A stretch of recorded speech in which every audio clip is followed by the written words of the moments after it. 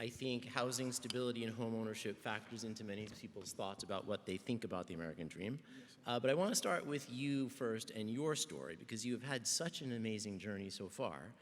Your path taking you were from the NFL to state legislator to private industry to the HUD secretary. This is quite a unique set of varied experiences.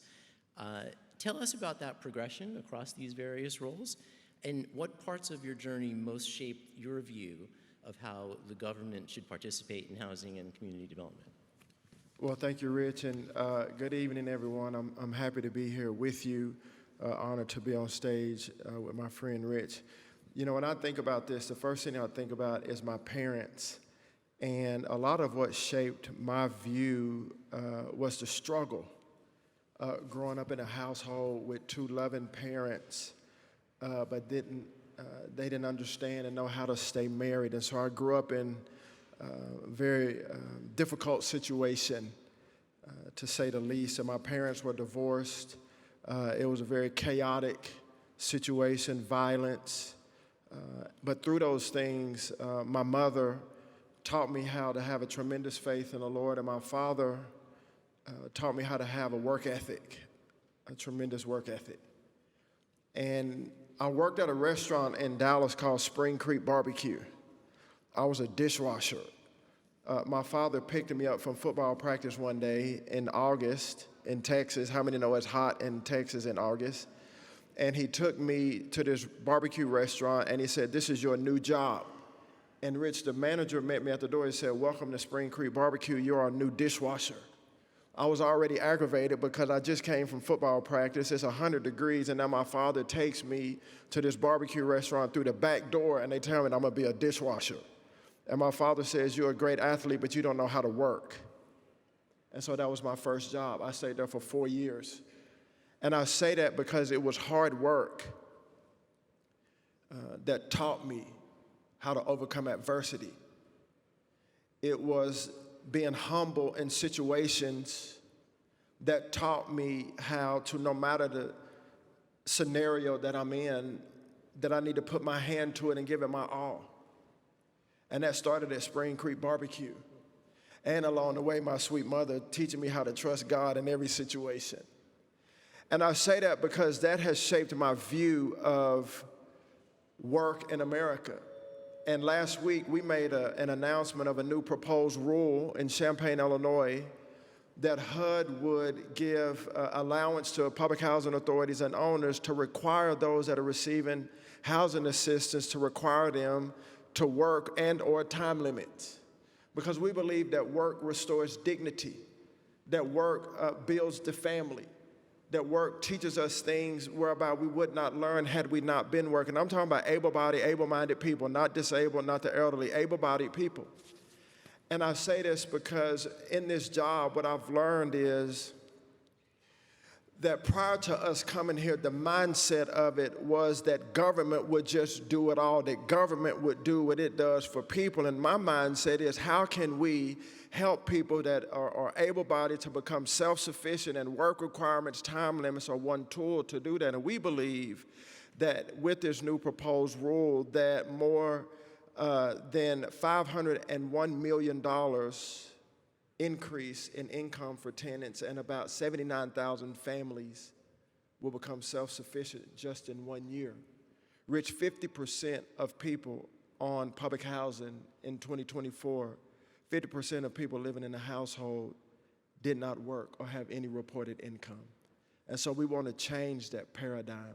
And so me growing up, struggle with my mother, my father, the divorce, the situation, my faith, them teaching me how to work hard, working in spring, all of these things shaped me and motivated me. And because I've seen that and what it did for me and restored dignity in me, I want to see that in other Americans. So in the NFL, you have to work as a team player. You now lead a team at HUD, right? And I think HUD is trying to foster strong communities and address solutions around affordable housing. Given all the conflicting priorities here in Washington and just the general noise level, how do you keep above that and stay focused on the mission? Well, I think playing in the NFL really helped me. Because, you know, when you play corner, which is what I played, and for those that don't know anything about football, which I'm not mad at you Corner is on the defense. And so our job is to keep the offense from scoring a touchdown. And when you play cornerback, you run backwards in anticipating where this guy might go. He already knows where he's going. I played against guys like Jerry Rice and Michael Irvin and guys like that, Chris Carter. You know, these Hall of Fame guys, they already knew the play. I don't know the play. And I say that because playing cornerback is hard. And you have to be very focused. And sometimes you get beat. But you have to have a short memory and you have to go to the next play.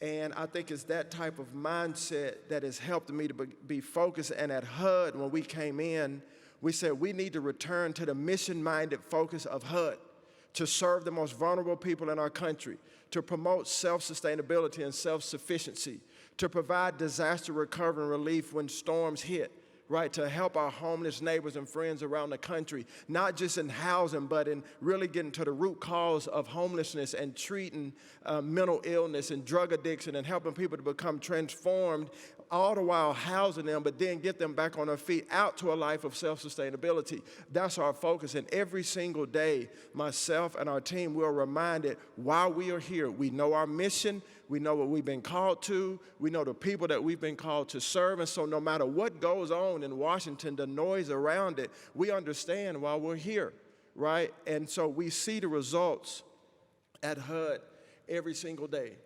Last year, Rich, we helped 1 million people through our FHA and Ginnie Mae program to be able to afford to buy a home. 500,000 of those were first-time home builders. We look at what, under President Trump and others in the administration, the numbers that are going on right now. Mortgage affordability is at a 4-year high. 5 million people in January were able to refinance their homes and bring down their monthly payment. Rents are coming down. And so when I say all those things, those numbers, those results, taking down burdensome regulations and the lot, that helps me to stay focused. And I will say this, I have a tremendous team. Every leader knows that you're only as good as your team. And I'm really blessed to have a very talented, smart, and committed, mission-minded team. Okay, well, to solve these very complex issues, you need a great team, you need good partners. There's a lot of proposals floating around. We hear a lot about affordability. There's bills working their way through Congress. Businesses and philanthropists have ideas around it. But what do you see the role of the federal government playing versus, say, the private sector in expanding housing opportunity? Well, I have a very talented team, and one of the gentlemen on our team gave me a quote from Milton Friedman, and I want to read it. And it says, and it's credited to Milton Friedman. It says, if you put the federal government in charge of the Sahara Desert, in 5 years, there'd be a shortage of sand. And I think that's very true. HUD is a great convener. HUD is a great facilitator, if you will. But our focus is not to be micromanagers, not to be heavy-handed, but to be facilitators and conveners and let the private sector, if you will, because that's where the real solutions come from, is from the private sector, to unleash ingenuity, to unleash innovativeness and creative. And what we do is we take down burdensome regulations from the federal standpoint. For instance, one of the first things we did was take down the affirmatively further and fair housing rule, which essentially made HUD a national zoning board. So we tore this rule down to restore control back to the localities, because you being in Santa Monica previously to come and hear me in Dallas, in other cities, Boston, San Francisco, those places know their needs better than bureaucrats in Washington. And so I believe that it's our job to let the private sector, to let localities identify their issues, identify their problems, come up with solutions, and then we can be conveners and facilitators of that, in particularly when it comes to public-private partnerships. So let's pivot a little bit. We were talking before, and you mentioned that 1 million people were lifted out of poverty through opportunity zones. Tell us what worked particularly well about that program, and are there any lessons you can extract from that experience that apply to housing? Sure. So opportunity zones, as you all know, were part of the Tax Cuts and Jobs Act in 2018.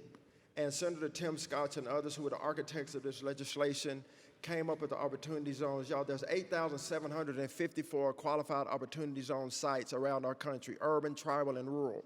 The governments, the territory leaders of every single state and territory in our country were given a task to identify 25% of eligible census tracts, and they were then certified by the Department of Treasury to become opportunity zones. These are areas that you've all seen, you all know. Some of you may even be from those once thriving rural suburban areas that are now blighted and dilapidated, that have high crime rates, low education rates, health deserts, food deserts. I'm kind of just putting a picture in your mind.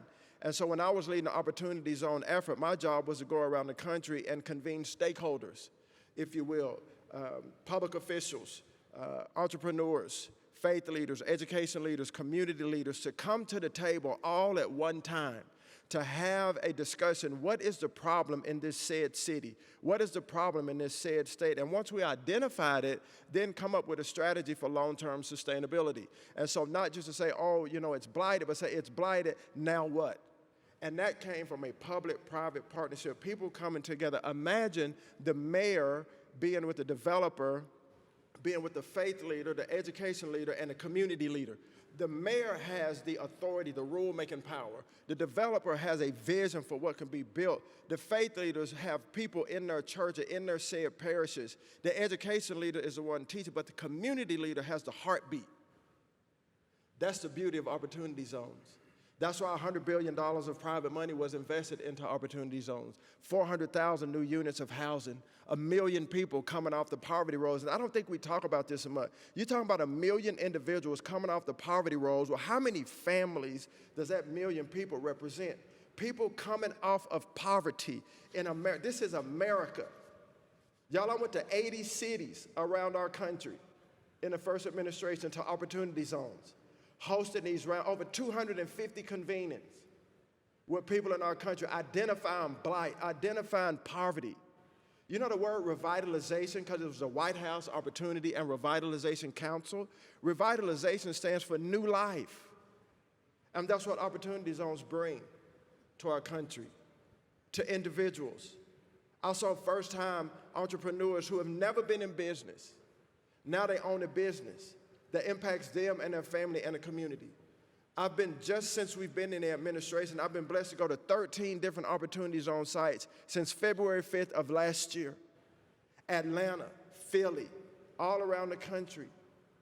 And there's people in our country, some of you may even be in here, that have made investments of time, talent, and treasure to take once broken communities that have been forgotten. In Atlanta, there's a 50-acre hole right in the middle of downtown Atlanta between the football stadium and I believe it's the basketball stadium.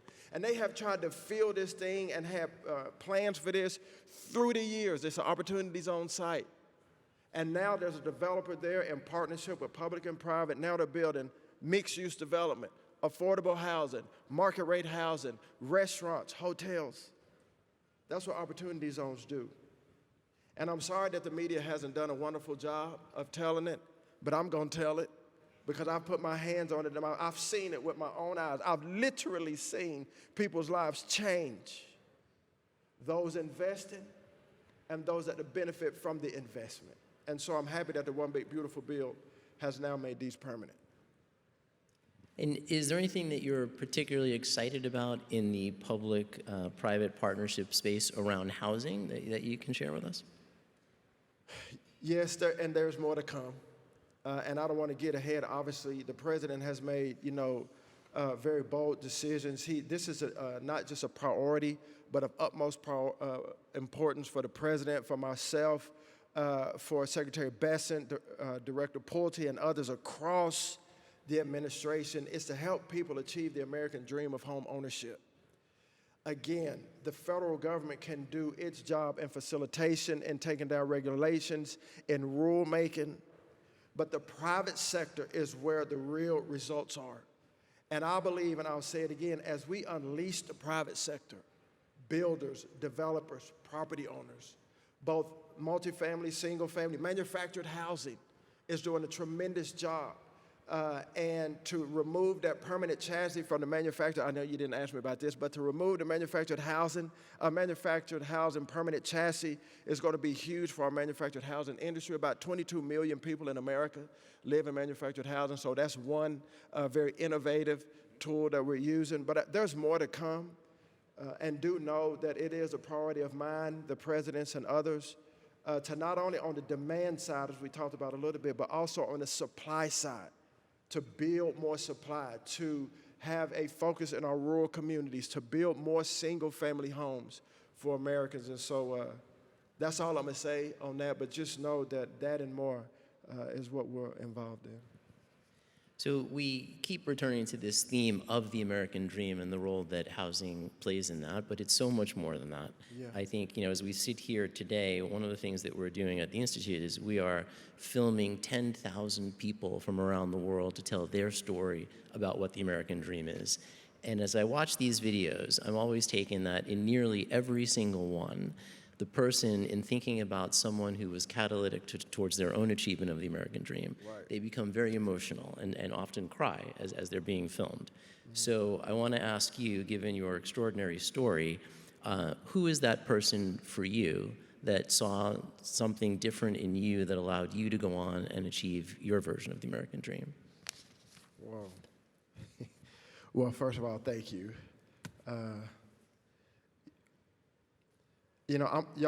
I'm really humbled, really, just to be sitting on stage before you. Because when I grew up and the situation that I came out of, I wasn't supposed to be here. And I know there may be some of you here who have a similar testimony. And I do. I thank God that He had grace on me and that my mother and father loved me and gave everything they could to me in spite of their struggle. And there have been people that have come along the way to help me. I've had coaches and teachers that believed in me. I had one of my teachers one time, she pulled me to the side, and she called me Scotty. And she said, "Scotty, you're smart." I was in the 7th grade. That's the first time I ever heard that. But it changed my life. I knew I could run fast. I knew I was a tremendous athlete. I knew I was faster than all my cousins at Christmas. But this teacher came and she said, "You have a brilliant mind, young man. You're smart." And it literally changed me. It encouraged me. And there's been people that have come behind her, coaches in high school, Mike Jenkins, Sherman Smith in college, Aeneas Williams, Hall of Famer football player from the Arizona Cardinals, that have come alongside of me to encourage me, to challenge me, to correct me, to rebuke me, literally to lift me up. I mean, countless I've had naysayers along the way too.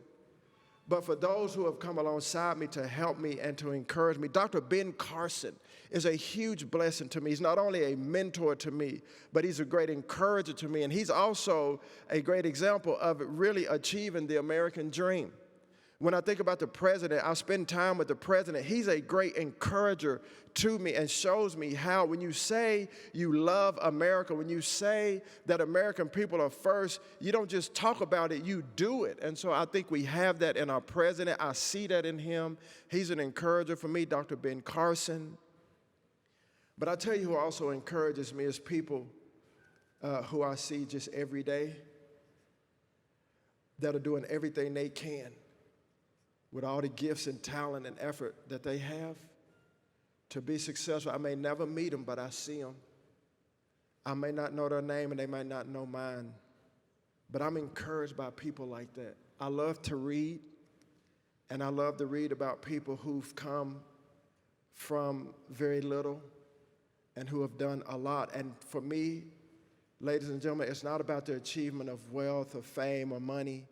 It's about literally using your God-given talent to impact your generation. That drives me. And I hope that by me being in this position, in this season of time, will be a great encouragement to others that they can do it too. Well, great. Well, that's a wonderful place to end, and I want to thank you so much for joining us today. Thank you, sir.